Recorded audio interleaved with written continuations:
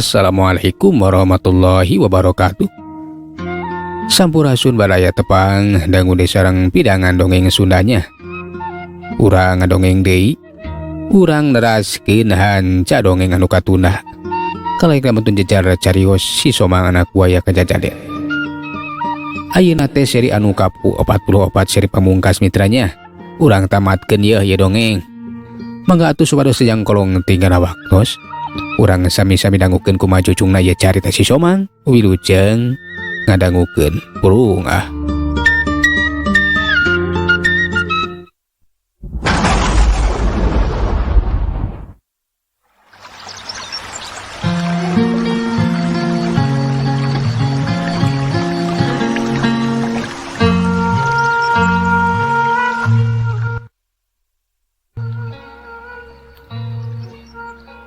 Teka caturkeun di jalan basa tepi ka lembur biju mensih teh ngarasa kaget ku kayaan si somang anu dak dumadak jadi robah.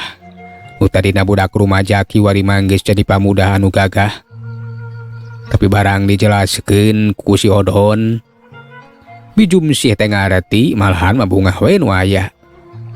Nu penting mah cenah nu jadi anak jeung incuna ti dina kayaan salamet. Ya syukur we pasualan geus rengse mah jeung di dina kayaan salalamet kitu. Sok sanajan keur nini teh heran ningali maneh somang. Enya bugu uing ge sarua kaget nih lah. Awak uing jadi kieu. Jadi gede we ki ayeuna mah. Enya tuh mah. Tapi keur abdi mah jadi melang. Kukayaan si somang jadi robah kieu teh. Tang tue bakal gujrud ieu lemur atuh mah.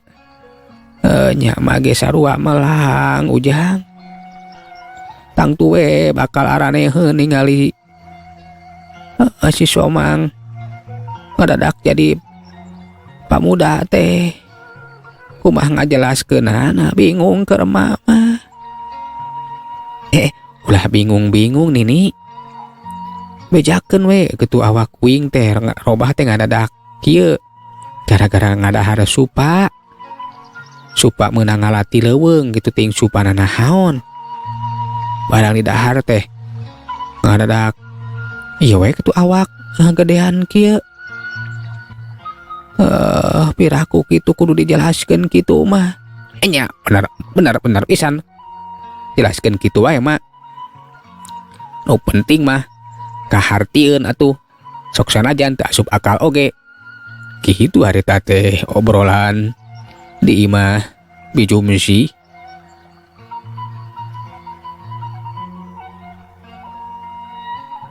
Kaayaan si somang anu memang kiwari geus jadi pamuda. Bener we ngagujurkeun kaayaan lembur. Loba nu ngarasa kaget cenahna. Ujuk-ujuk ojol-ojol si somang teh jadi dewasa. Nu pajar teu cenah ngadahar supa aneh nu meunang ngalati leuweung tapi asa teu kaharti cenah. Tapi nirik tina kanyataan memang kitu. Antuk nama urang lembur teh percaya teu percaya. Lainnya itu mah bingung teu kaharti ya. Nah piraku dar supa gitu ngadadikeun eta jang somang teh jadi budak pamuda. Alah supana nahaon nya nyai. Nya ceuk abi kitu terang. Nah nuang supa nahaon kitu nya. Nya ayeuna mah si somang teh janten pamuda we anu gagah tur kasep. Abi janten kata haji. Ih tong boro nyai. Cek ge nya kata ji pisan kitu tah. Muda meni gagah kitu. Ngan ece mah hayang supa teh anu kabalikanana kitu. Kan lamun supa anu dadahar ku si somang mah ngajadikeun jang somang teh jadi ngagedean jadi ngadadak jadi kolot kitu ngadadak jadi dewasa. Tah ece mah hayang supa teh anu didahar teh ece jadi ngora deui. Tah kitu nya na aya kitu nya. Duh ka atuh ceuk. Abi mah teu arapa teuing, abi masih keneh aneh. Piraku aya supa anu kitu mah. nya angke mak ditanyakeun we ka Jang Somang. Sugana aya supa anu kabalikanana kitu tah. Kan kadewe ce. Bisi lepat engke ce dahar supa ce jadi ini atuh. Nya Gitu obrolan urang lembur. Anu merhatikeun kayaan si Somang.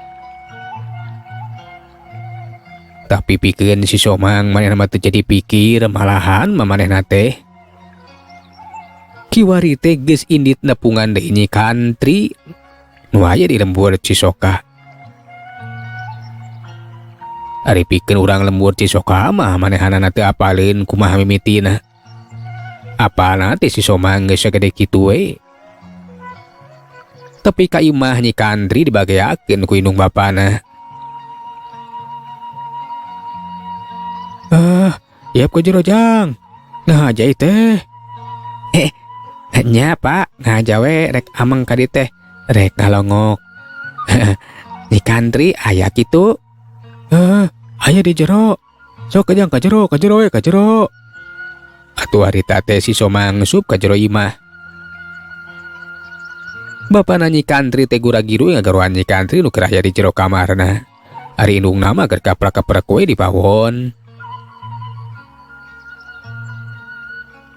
Nyai, itu aya Jang Somang.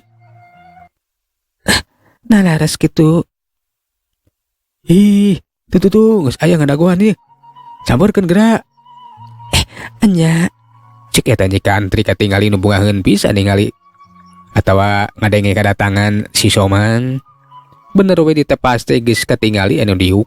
Nu teu aya lian ti si Somang.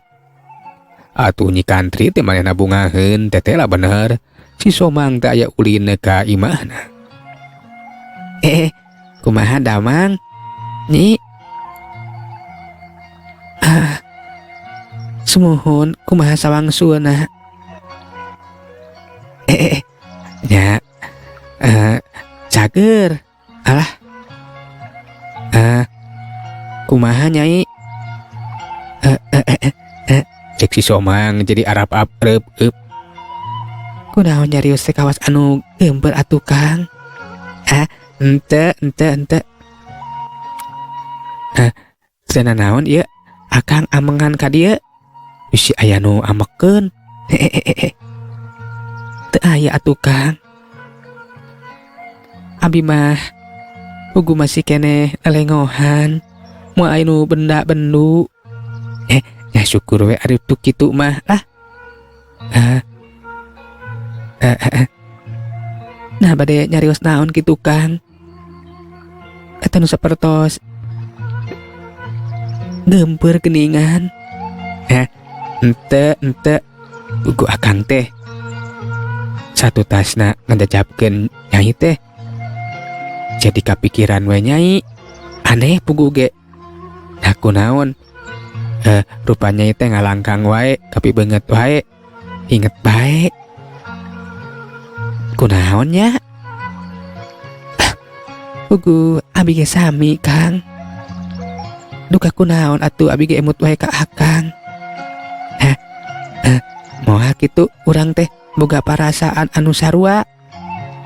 Eta teh geuning. Cek si Somang harita teh. Dikitukeun teh harita si Kantri teh imut we ngagelenyuk. Bari unggeuk puguh we atuh ari kitu mah si Somang teh bungaheun. Ya syukur ari kitu mah lah. Kumaha lamun Nyai teh daek jadi pamajikan akang. Cek si Somang langsung we togmo. Manehna teh hayang ngajadikeun nyi Kantri jadi pamajikan we langsung dasar si Somang. Anak buaya kajajadin da pugu candila cicing di alam manusia teh. Manehna teu ngarti itu yeuna langsung we ngajak kawin. Atuh ari dikitukeun mah nyi Kantri ge kaget. Tapi sekaligus bunga. Ari perkawis eta mah kada dibedantenkeun heula sareng pun biang oge pun bapak. Sok sakalian nya bener. Ayeuna sina ka dieu we. urang ngobrol. Atuh teh talangke Nyi Kantri teh ngageroan deui indung bapana nu keur aya di tarukang. Akhirna mah ngobrol we badami ngeunaan rarahancang nyaeta si Somang anu ngabejakeun niatna rek ngawin Nyi Kantri. Puguh we pikeun indung bapana teh manehna ge kaget, tapi sabada ngadenge caritaan nu jadi anakna pon kitu di si Somang. Etela ruanana teh geus paheut pada silih pika cinta. Jeung Hapcang Jipasini rek silih pikanya rek silih pika dede dina rumah tangga. Nyari kitu mah Bapak mah doa we, lain kitu indungna. Nya ker mak mah satuju bae. Nah iraha kira-kira najang. Lebih gancang lebih hade. Ken we uing ngerek bebeja kasih bapak jeung si emak. Pokona mah moal dirilakeun lah. Urusan itu ieuna gampang. Cek si Somang da puguh manehna mah atuh anak ratu. Pikeun manehna mah urusan waraga teh jadi masalah. Rek isuk erek ketoge cenah pek teh teuing. Nyari kitu mah pokona mah nyanjing we Ujang atuh geura badantenkeun heula jeung Ibu Rama Ujang. Mun geus puguh ya hari bapak mah setuju bae kitu tah. Ngiringan wae Jang. Kitu atuh kaputusanna teh. Si Somang teh talangke manehna balik we ka lembur. Bebeja kanu jadi bapana. Manehna teh cenah rek ngawin Nyi Kantri teh. Puguh we pikeun si Somang teh manehna ge kaget ninggadenge kitu mah. Di bener maneh teh deh hayang kawin atuh Somang. Nya Pak hayang kawin. Gancangan we atuh. Kudu badami jeung si emak. Pokona mah dirilakeun deui lah. Ade kitu mah alus atuh. Ke atuh. Kapan bapak ge kudu bebejalakan nini maneh atuh. Cek si Soma, cek si Odon, hari eta teh manehna teh sarua. Bebeja heula we ka Bijumsi. Atuh Bijumsi ge ngadenge kitu manehna teh kaget tapi bunga tetela cenah. Nu jadi incuna teh geus hayang kawin. Ari emak mah satuju wae. Tapi nah bener eta teh Ujang. Nya bener atuh piraku ngabohong si Somang teh. Cenah malahan mah indung bapana Nyi Kantri ge geus doa. Geus satuju. Jadi ku kituna abdi teh bakal bebeja heula ka indungna si Somang atuh. Badami itu ieuna. Sabab kapan kawin teh kudu aya waragan atuh. Nya jig atuh. Kumaha ieu nah rek init ka nagara Kidang Kancana atawa kumaha. Nya rek init tae ngarasa segala rupana teh dibadamikeun di ditu atuh. Jeung deui kapan kudu disiapkeun segala rupana di ditu ngarah tinggal init wae ngan bingung meureun. Lamun aya hajat teh tang tu mah bisa ti beurang kudu ti peuting atuh. Nya eta mah urusan maneh Odon. Nya kumaha we carana nu penting masih Somang teh jadi kitu tah. Kawin jeung eta Nyi Kantri kalayaban di ria-ria sakumaha misti we kitu. Cek ke Bijumsi. Atuh gancangna carita si Odon teh manehna ini teh ka nagara Kidang Kancana bebeja ka Nyi Amit Kasih. Pikeun Nyi Amit Kasih maneh ge sarua. Kaget ku kaputusan nu jadi anak. Nyata rek kawin ka bangsa manusia. Nyata Nyi Kantri. Tapi teu bisa kumaha akhirna mah nurutkeun we kana kahayangna. Atuh harita teh di nagara genjleung. Sabab Nyi Ratu teh harita ngayakeun bewara ka sakabeh rahayat ngabejaan lamun nu jadi anakna teh nyaeta si Somang rek kawin cenah di alam manusia. Begitu nama sagala rupana kudu disayogikeun, kudu disiapkeun jeung kudu arinit ka alam manusia. Sabab harita teh cenah kudu aya hajat gede. Keur abdi sanajan ngarasa aneh, Kang. Enya eta anak urang teh bet hayang kawin ka Nyi Kantri anak manusia. Anehna teh teu hayang ka bangsa abdi kitu. Kapan si Somang mah anak akang atau turunan akang, nah pasti dege hayang kawin ka bangsa manusia nyi. Ikeun bae nu penting mah tugu wae turutkeun atuh. Jadi kumaha urusan itu ieu na. Meureun kawin teh kudu hajat. Urusan eta mah gampang. Kangaranan anak urang anu kawin tang tuku urang teh kudu di ramekeun sakumaha misti, Kang. Ngan bae meureun moal bisa ti beurang sabab abdi moal bisa datang. Jeung di bingung lamun ti beurang mah.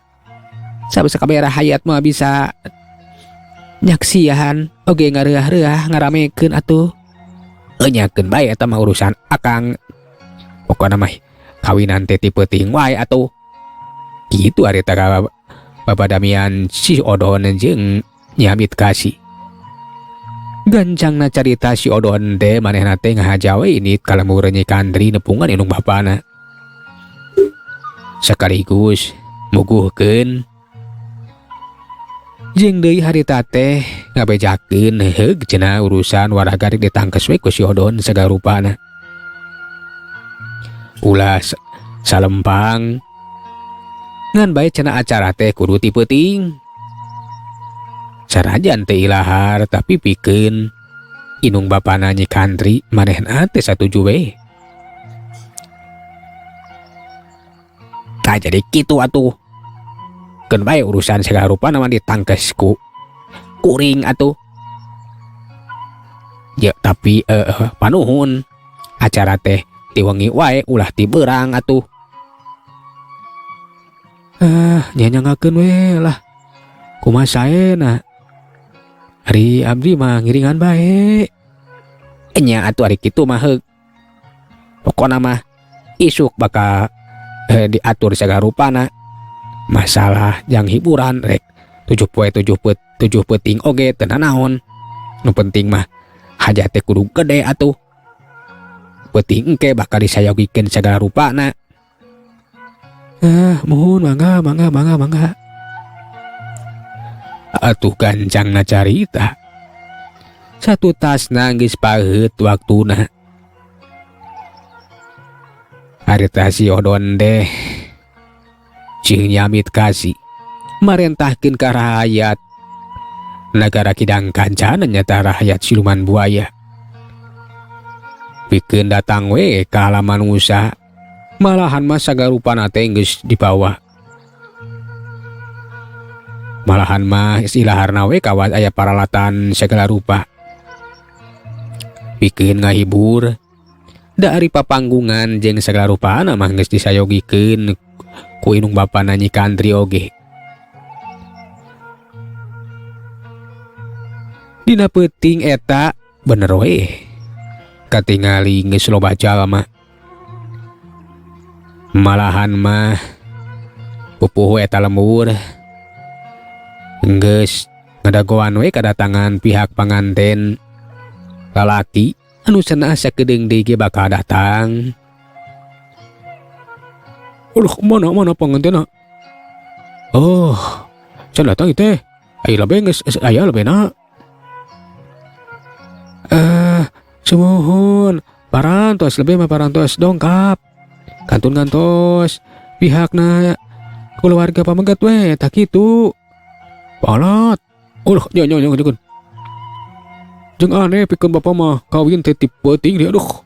Orowe ke tuh. Kan we da. Yang penting mah rame we. Ayo. Tekung sila bener we. Di kajauhan harita tenggis katingali. Aya nung caang. Terus kadenge sora anu lempang leuwih ti saurang. Aya kana ratusna. Puguh we pikeun pihak panganten awewe mah kaget. Tetela cenah si Somang teh diiringkeun ku jalma nu sakitu lobana.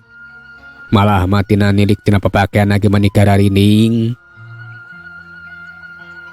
Ceung deui harita teh kayaan teh jadi ngemprai caang. Tiap jalma mawa cacaang. Atuh kayaan teh harita jadi caang we. Ngan bae lampu teh aneh. Di kawas oncor atau obor. Ting lampu naon cenah eta mah. Bahasa harita teh pihak nasi Somang geus tepi. Langsung we atuh. Nyaeta Kisam berani salaku kokolot. Manehna teh ngabejakeun kadatanganna nyaeta seren sumeren segala rupana. Pon kitu deui harita teh pupuhu lembur eta nu jadi sesepuh sarua narima kadatangan panganten lalaki. Akhirna mah atuh si Somang teh dirapalan we jeung Nyi Kantri ku palebeh. Geus kitu diayakeun hiburan anu kacida rongkahna. Tetetela harita rahayatna eta nyamit kasih teh. Manehna teh mintonkeun sagala kasenian, niru-niru kasenian di alam manusia we. Eueuh nu nyangka lamun eta teh siluman buaya. Da pugu kayaan ti peuting kangaranan bangsa siluman bisa mancala putra bisa mancala putri. Atuh kayaan degeunyeung tetela cenah kawinan si Somang jeung Nyi Kantri teh memang luar biasa. Malahan mah urang lembur oge lawan nu daratang. Sabab kasenian teh cenah rame pisan.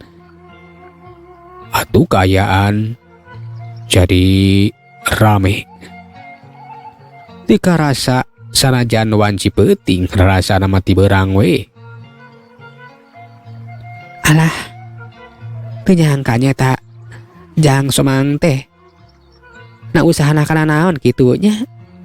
Ieu meni rame kieu jalma nu nganteur kuat ka aya kana ratusna. Anya cek duka naon atuh. Abi ge teu ngartos. Abi ge hoyong gitu sapertos Nyi Kantri hajat nebikeun ka rongkah kitu nya ceuk. Nya. Eta mah digagah kitu lalakina nya. Jeung deui nu nganteurna ge sarua make baju nu harurung harerang. Asa ngimpi buku keur aki mah ieu teh. Ningali kawinan ti peuting bari jeung. Eta marawan naon caraang kitu nya. Tapi aneh caangna teh. Kitu harita teh ceuk eta urang lembur. Peuting eta mah tetela geus rengse. Si Somang jeung Nyi Kantri geus resmi jadi salaki pamajikan. Waktu nu lumaku marangan insan nu gumelar di alam pawenangan. Satutasna acara wekasan. Atuh Nyi Ratu amit kasih si Odon jeung rahayatna teh pamit we baralik. Ninggalkeun eta lembur. Tinggal si Somang we sorangan. Kiwari anu geus jadi salakina nyaeta Nyi Kantri. Kitu harita lalakon si Somang nu kiwari geus ngalaki rabi jeung urang manusia. Ieu dongeng teh urang tamatkeun dugi ka dieu mitranya. Urang gentos ku carios anu enggal. Mang bade ngabantun jejar carios titisan Wanara Bodas. Atanapi si kuncungnya. Atuh mang pamit. Assalamualaikum warahmatullahi wabarakatuh. Jak.